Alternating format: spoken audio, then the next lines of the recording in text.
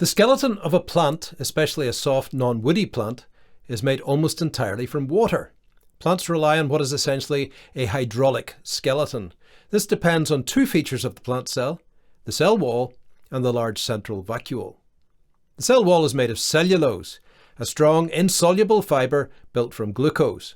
It surrounds every plant cell like a tough, flexible container. Inside, the vacuole fills with water. As it fills, it presses outward against the cell wall and creates an internal pressure called turgor. At full turgor, the osmotic pressure of the water is perfectly matched by the resistance of the cell wall, and the whole structure becomes effectively rigid. Water is incompressible, and so the cell becomes firm. You can recreate this by blowing up a balloon inside a paper bag.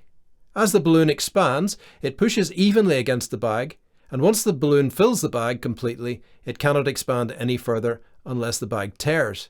And as hard as you blow, you can't get any more air in. In this analogy, the balloon is the vacuole and the bag is the cellulose cell wall. When most of the plant cells are fully turgid, the plant stands upright, like a bouncy castle held firm by internal pressure.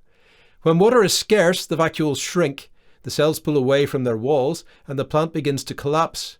These cells are described as plasmolysed.